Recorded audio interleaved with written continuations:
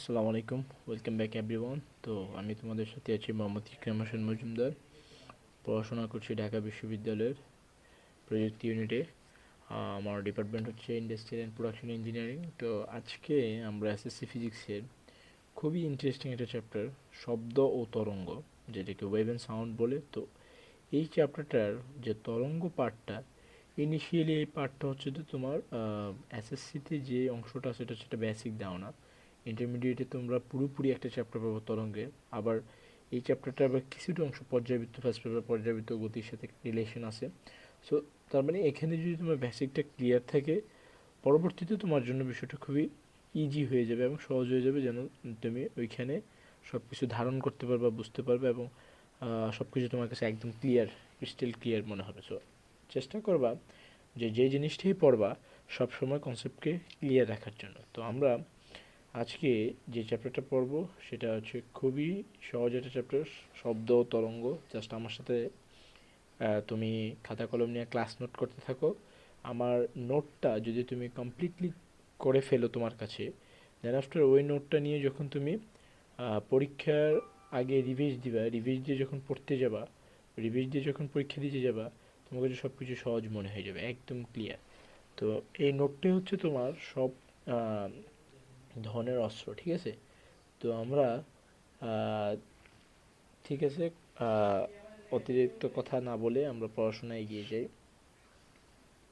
আচ্ছা, আমরা পড়াশোনায় এগিয়ে যাই। আমাদের যে পড়ার ছিল আজকে, আমরা যা যা পড়বো তা একটা করে নিই। তার আগে একটা কথা বলে নিই, তা হচ্ছে যে আমাদের SSC physics, SSC physics, chemistry, তারপর হচ্ছে তোমার হায়ার ম্যাথ, জেনারেল ম্যাথ, এগুলো সবগুলো হচ্ছে আমাদের কোর্স আসতেছে, ঠিক আছে? কোর্স আসতেছে এখন। তোমার কাজ হবে ওই কোর্সে জয়েন করে ফেলা। ওই কোর্সে জয়েন করে ফেললে তুমি আমার সাথে সবগুলো চ্যাপ্টারের প্রস্তুতি ক্লিয়ারলি শেষ করতে পারবা। হ্যাঁ, আর দ্বিতীয়ত হচ্ছে আমাদের এই কোর্সে আমরা হচ্ছে এমনভাবে পড়াবো, প্রথমে আমরা বেসিক লেকচার কমপ্লিট করব। বেসিক লেকচার কমপ্লিট করার পর আমরা হচ্ছে যে এমসিকিউ, সিকিউ শেষ করব। তারপর কলেজ অ্যাডমিশনে বিগত বছরে যে কোশ্চেনগুলো আসছে নটরডেম, হলি ক্রস অথবা সেন্ট জোসেফ পরীক্ষায়, আমরা ওই প্রশ্নগুলো সমাধান করব এবং এগুলো সমাধান করে কিছু চমকপ্রদ টেকনিক দেখব। তো আমার এই ব্যাচটাতে আমি হচ্ছে পার্সোনালি প্রাইভেটলি তোমাদেরকে মেন্টরিং করে পড়াবো। মানে তোমাদের জন্য অনলাইনে এমন একটা ব্যবস্থা হবে, মানে তুমি আমাকে অফলাইনে পাচ্ছ, বিষয়টা এরকম। অফলাইনে তুমি আমার সরাসরি হলে যে যে সাপোর্টটা পেতা, আমি অনলাইনে সেম সাপোর্টটা তোমাকে দেওয়ার চেষ্টা করবো এবং আমার ক্লাসগুলোর প্রত্যেকটারই রেকর্ড থাকবে ফেসবুক প্রাইভেট গ্রুপে, ঠিক আছে? আর আর আরেকটা কথা, আমাদের হচ্ছে যে কোর্স খুব শীঘ্রই শুরু হয়ে যাবে, জানুয়ারির 3 তারিখ পর্যন্ত হচ্ছে আমরা ডিসকাউন্ট চলতেছে। সো ডিসকাউন্টে তুমি কোর্স ফি হচ্ছে মাত্র 2500 টাকা। আর যদি তার পরবর্তী হও তাহলে 3000 টাকা হয়ে যাবে, ঠিক আছে? তো আশা রাখবো তোমরা সবাই ভর্তি হয়ে যাবে। তো ঠিক আছে, আমরা আজকের পড়ায় আহ, চলে আসি।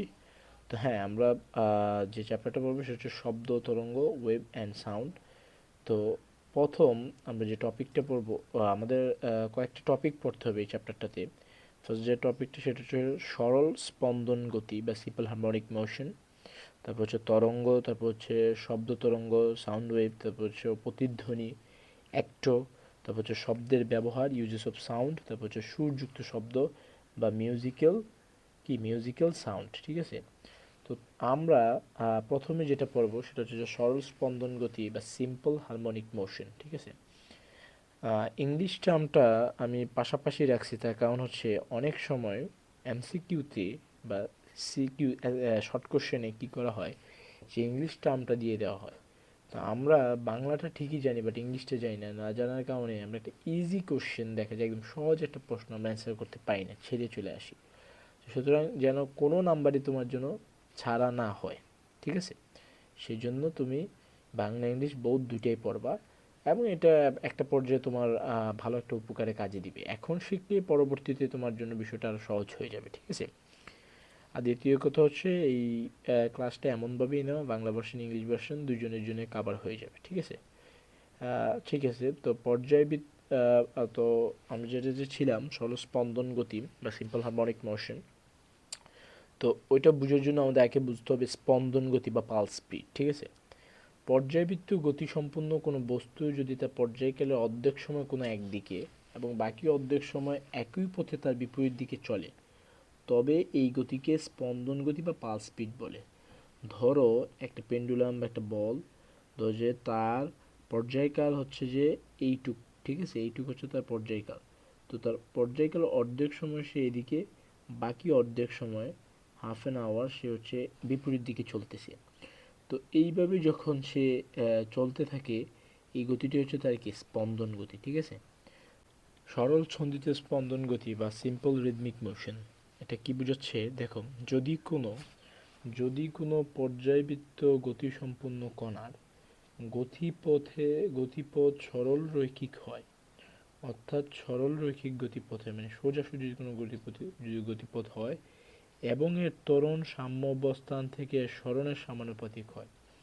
ত্বরণ সাম্য অবস্থা হচ্ছে সাম্য অবস্থান থেকে এর সরণের সমানুপাতিক, তো ত্বরণ ওই ওই অবস্থান থেকে সরণের সমানুপাতিক হবে এবং এর দিকে সবসময় সাম্য অবস্থান অভিমুখ হয়। মানে সাম্য অবস্থান এর দিকে অভিমুখী, মানে এই দিক ত্বরণ যেদিকে সাম্য অবস্থান এদিকে কি হচ্ছে থাকবে, তাহলে বস্তু কণার ওই গতিকে সরল ছন্দিত স্পন্দন গতি বলে বা সিম্পল রিদমিক পালস মোশন বলে, ঠিক আছে। দেখো বিষয়টা সরি তো দেখো বিষয়টা সহজ হয়ে যাবে নিচের অংশটুকু দেখলে। সরল ছন্দিত স্পন্দন গতির ক্ষেত্রে ত্বরণ এ, ঠিক আছে, ত্বরণ যদি এ হয়, সরণ এক্স, ত্বরণ এ এবং সরণ এক্স এর মধ্যে সম্পর্ক কী হবে, এ অর্থাৎ ত্বরণ সমানুপাতিক এক্স। আর মাইনাস কেন, মাইনাস হচ্ছে যে ত্বরণে ত্বরণের দিক হচ্ছে সরণের বিপরীত দিকে, ঠিক আছে, এই জন্য ঋণাত্মক চিহ্ন হয়েছে। ত্বরণের দিক যদি হয় ডান দিকে তাহলে সরণের দিক হচ্ছে বাম দিকে, ঠিক আছে। সেই জন্য যদি পেন্ডুলাম হিসেবে চিন্তা করি, ডান দিকে যদি ত্বরণ হয় অ্যাক্সিলারেশন, সরণ হবে বাম দিকে, ঠিক আছে, বিপরীত দিকে, এই জন্য ঋণাত্মক বোঝানোর জন্য মাইনাস ইউজ করা হয়েছে, ঠিক আছে, ক্লিয়ার। তো তারপরে আমরা হচ্ছে এই সমানুপাতিক চিহ্নটাকে একটা ধ্রুবক পদের মাধ্যমে উঠিয়ে ফেলবো, আর সেটা হচ্ছে কে। কে হচ্ছে একটা কনস্ট্যান্ট যার মাধ্যমে আমি হচ্ছে সমানুপাতিককে উঠিয়ে ফেলবো। তো তো তাহলে ফাইনাল ইকুয়েশনটি কি হলো, A equals to minus K X. তার মানে কি এখানে কে ধনাত্মক ধ্রুবক, ত্বরণের দিক সরণের বিপরীত দিকে হওয়ায় ঋণাত্মক চিহ্ন ব্যবহার করা হয়েছে, ঠিক আছে, বুঝতে পারছো, ক্লিয়ার। আচ্ছা আমরা নিচের দিকে যাই, তাহলে আমরা আরেকটু আগাই। আবার স্প্রিংয়ের ধ্রুব যদি কে হয়, স্প্রিংয়ের ধ্রুবক যদি কে হয়, স্প্রিং ধ্রুবক যদি কে হয়, তাহলে ভর এটা হচ্ছে ধ্রুবক হবে, ঠিক আছে, স্প্রিং ধ্রুবক, ঠিক আছে, ধ্রুবক। তাহলে বর হবে এম ম্যাস, আর হচ্ছে অবস্থান এক্স হলে তার উপর আরোপিত বল বা ফোর্স এফ হচ্ছে F equals to minus K x, ঠিক আছে। এটা একটা ইম্পর্টেন্ট সূত্র, তোমরা মনে রাখতে পারো, আমাদের ম্যাথে কাজে লাগতে পারে, ঠিক আছে। যদি স্প্রিংইং ধ্রুবক কে এবং ভর এম হয়, তাহলে দোলনকাল হচ্ছে কি টি, টি হচ্ছে তার দোলনকাল কি হবে, 2π√m ডিভাইড বাই কে, ঠিক আছে। স্প্রিং ধ্রুবক কে আর বর হচ্ছে এম, ঠিক আছে। দোলনকাল হচ্ছে পর্যায়কাল বা টি আর কি, ঠিক আছে, দোলনকাল। তারপর হচ্ছে আমরা এটি স্প্রিং না হয়ে সুতায় ঝুলানো পেন্ডুলাম হলে, অর্থাৎ স্প্রিংয়ের ক্ষেত্রে তুমি এই ফর্মুলাটা ইউজ করবা, ঠিক আছে, এটা 30টা দিয়ে পড়ে। আর যদি স্প্রিং না হয়ে তোমার সুতায় ঝুলানো পেন্ডুলাম হয়, তাহলে তুমি এটা ইউজ করবে, ঠিক আছে, পেন্ডুলামের ক্ষেত্রে। তো সুতায় ঝুলানো পেন্ডুলাম হলে তাহলে সুতার দৈর্ঘ্য আমার লাগবে, সুতার দৈর্ঘ্য হচ্ছে এল, ঠিক আছে। আর মধ্যাকর্ষণজনিত ত্বরণ হচ্ছে জি, অর্থাৎ এই যে নিচের দিকে, এই পেন্ডুলামের নিচের দিকে যে একটা হচ্ছে যে ফোর্স কাজ করবে, ওটা হচ্ছে মধ্যাকর্ষণজনিত ত্বরণ জি, যেটা হচ্ছে পেন্ডুলামটাকে নিচের দিকে টানবে, ঠিক আছে, ওটাই। হ্যালো, আসসালামু আলাইকুম, ওয়েলকাম ব্যাক এভরিওয়ান। তো আমি তোমাদের সাথে আছি মোহাম্মদ ইকরাম হোসেন মজুমদার। পড়াশোনা করছি ঢাকা বিশ্ববিদ্যালয়ের প্রযুক্তি ইউনিটে। আমার ডিপার্টমেন্ট হচ্ছে ইন্ডাস্ট্রিয়াল অ্যান্ড প্রোডাকশন ইঞ্জিনিয়ারিং। তো আজকে আমরা এসএসসি ফিজিক্সের খুবই ইন্টারেস্টিং একটা চ্যাপ্টার, শব্দ ও তরঙ্গ, যেটাকে ওয়েভ অ্যান্ড সাউন্ড বলে। তো এই চ্যাপ্টারটার যে তরঙ্গ পার্টটা, ইনিশিয়ালি এই পার্টটা হচ্ছে যে তোমার এসএসসিতে যে অংশটা সেটা হচ্ছে একটা বেসিক দাও না, ইন্টারমিডিয়েটে তোমরা পুরোপুরি একটা চ্যাপ্টার পাবো তরঙ্গের। আবার এই চ্যাপ্টারটা আবার কিছুটা অংশ পর্যায়বৃত্ত, ফার্স্ট পেপার পর্যায়বৃত্ত গতির সাথে রিলেশন আছে। সো তার মানে এখানে যদি তোমার বেসিকটা ক্লিয়ার থাকে, পরবর্তীতে তোমার জন্য বিষয়টা খুবই ইজি হয়ে যাবে এবং সহজ হয়ে যাবে, যেন তুমি ওইখানে সব কিছু ধারণ করতে পারবে, বুঝতে পারবে এবং সব কিছু তোমার কাছে একদম ক্লিয়ার, ক্রিস্টাল ক্লিয়ার মনে হবে। সো চেষ্টা করবা যে যে জিনিসটাই পড়বা সবসময় কনসেপ্টকে ক্লিয়ার রাখার জন্য। তো আমরা আজকে যে চ্যাপ্টারটা পড়ব সেটা হচ্ছে খুবই সহজ একটা চ্যাপ্টার, শব্দ ও তরঙ্গ। জাস্ট আমার সাথে তুমি খাতা কলম নিয়ে ক্লাস নোট করতে থাকো। আমার নোটটা যদি তুমি কমপ্লিটলি করে ফেলো তোমার কাছে, দেন আফটার ওই নোটটা নিয়ে যখন তুমি পরীক্ষার আগে রিভিজ দিবা, রিভিজ দিয়ে যখন পড়তে যাবা, রিভিজ দিয়ে যখন পরীক্ষা দিতে যাবা, তোমার কাছে সব কিছু সহজ মনে হয়ে যাবে, একদম ক্লিয়ার। সরল ছন্দিত স্পন্দনের যে গতির কিছু উদাহরণ আছে। তো কম্পমান সরু শলাকার গতি, অর্থাৎ ছোট ছোট যে দিয়াশলার যে থাকে, ওইরকম ছোট ছোট যে কম্পমান, ছোট ছোট যে শলাকা থাকে, ছোট ছোট শলাকাগুলো, এগুলো যখন কাঁপে, অর্থাৎ কম্পন মানে কি, কাঁপানো, এইটার যে গতি, সরু শলাকার কম্পমান যে গতি, ওইটাই হচ্ছে একটা সরল ছন্দিত স্পন্দনের উদাহরণ। তারপর হচ্ছে অল্প বিস্তারে দোলয়মান কোনো সরল দোলকের গতি, অল্প বিস্তারে কোনো একটা সরল দোলক, দোলক হচ্ছে অল্প বিস্তারে মানে সামান্য ফোর্স বা সামান্য প্রেসারে যে ঘুরে, মানে যে ধোল খায়, এটাই বোঝানো হয়েছে। তারপর হচ্ছে অল্প বিস্তারে ঢোলায়মান কোনো সরল দোলকের গতি। তারপর হচ্ছে তাপ ইঞ্জিনের সিলিন্ডারের মধ্যে পিস্টনের গতি, তাপ ইঞ্জিনের মধ্যে একটা সিলিন্ডারের মধ্যে যে ফোর্সটা থাকে, পিস্টনের যেটা গতি থাকে এটার ভিতরে, সিলিন্ডারের মধ্যে সঞ্চিত যেটা পিস্টনের গতি থাকে, ওইটাই হচ্ছে সরল ছন্দিত স্পন্দনের উদাহরণ। তারপর হচ্ছে কোনো স্প্রিংয়ের এক প্রান্তে একটি ভারী বস্তু ঝুলানো থাকে, অর্থাৎ একটা স্প্রিংয়ে যদি এক প্রান্তে একটা ভারী বস্তু ঝুলানো থাকে এবং অপর প্রান্তে ধীর অবস্থানে আটকে টেনে ছেড়ে দিলে তার গতি, অর্থাৎ অপর প্রান্তে ধীরভাবে আটকে ছেড়ে দিলে ওই স্প্রিংটার যে গতি হবে ওটা হচ্ছে যে সরল ছন্দিত স্পন্দনের একটি উদাহরণ। তারপর হচ্ছে সরল ছন্দিত স্পন্দনের বৈশিষ্ট্য দেখব, এবং এটাই হচ্ছে আমাদের লেকচার ওয়ানের সমাপ্তি। এই বৈশিষ্ট্যের মাধ্যমে হবে, এই বৈশিষ্ট্য পর্যন্ত পড়ে আমাদের লেকচার ওয়ান শেষ হবে, ঠিক আছে? তো বৈশিষ্ট্য কি? এটি সরল ছন্দিত স্পন্দন হচ্ছে একটি কি, এটি একটি পর্যায়বৃত্ত গতি। পর্যায়বৃত্ত গতি কি? পর্যায়বৃত্ত গতি হচ্ছে মানে যেটা একটা পর্যায় পর পর এই গতি চলে, একটা পর্যায় পর পর, ঠিক আছে, ফেস টু ফেস। তো বলছে এটা একটি স্পন্দন গতি। স্পন্দন গতি কি আমরা উপরে পড়ে এসেছি, ঠিক আছে, স্পন্দন গতির সঙ্গে পড়ে এসেছি, ওইটি হচ্ছে স্পন্দন গতি। এটি একটি সরল রৈখিক বৈশিষ্ট্য।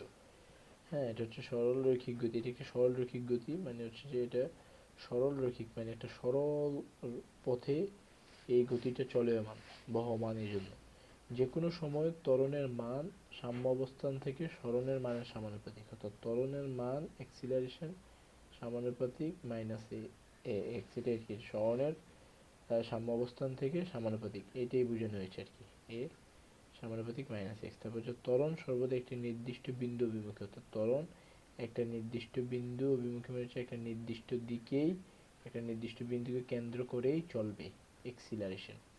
তো এগুলোই ছিল আর কি। তো এইটা তোমার হচ্ছে ক্ষতে যদি আসতে পারে তাহলে আসবে আর কি সরল চন্দ্রিত স্পন্দনের বৈশিষ্ট্য, অথবা আর উদাহরণ তো তোমার হচ্ছে জানার জন্য দিলাম, যেন তুমি বুঝতে পারো যে কোন কোন জায়গায় এই গতিটা কাজ করে, এই জন্য।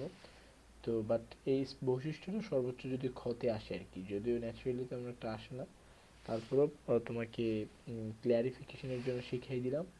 আর হচ্ছে এই সূত্রগুলো একটু মাথায় রাখবে, একটা হচ্ছে স্প্রিংয়ের ক্ষেত্রে, আর একটা হচ্ছে তোমার এই সুতায় ঝুলানো পেন্ডুলামের ক্ষেত্রে। তো এই এইগুলো দিয়ে ম্যাথ ম্যাথ থাকে, গাণিতিক প্রবলেম সলভ করা লাগে। তো এই সূত্রগুলো মাথায় রাখবা। তাহলে F equals to minus K x, এটাও সূত্র আছে। এই আর কি, এই ছিল আমাদের আজকের টপিক। তারপর লেকচার 2 আসবে, লেকচার 2তে আমরা হয়তো ভালো কিছু একটা কভার করবো, হয়তো সর্বোচ্চ 3টা বা 4টা লেকচারের মধ্যে এটা কমপ্লিট হয়ে যাবে এই চ্যাপ্টার। তো সবাই ভালো থেকো, সুস্থ থেকো, ততক্ষণ পর্যন্ত আমাদের সাথেই থেকো। আর উৎসাহ লার্নিং স্কুলের যে অফিসিয়াল ফেসবুক পেজ আর ইউটিউব চ্যানেল সাবস্ক্রাইব করতে কিন্তু ভুলবা না, ফলো দিতে ভুলবা না, কারণ আমরা এরকম ইন্টারেস্টিং আরও অনেক লেকচার দিতে থাকবো। তারপর শর্টকাট টেকনিক দিব, ক্যালকুলেটর হ্যাক সহকারে আরও বিভিন্ন জিনিস, মানে পড়াটাকে তোমাকে আরও সহজ করে উপস্থাপন করার জন্য যা যা প্রয়োজন সব কিছু আমরা দিব। তো তার জন্য আমাদের চ্যানেলটাকে সাবস্ক্রাইব করতে হবে আর ফেসবুক পেজটাকে ফলো দিতে হবে, ঠিক আছে? তো সবাই সুস্থ থেকো, ভালো থেকো, আমাদের সাথেই থেকো।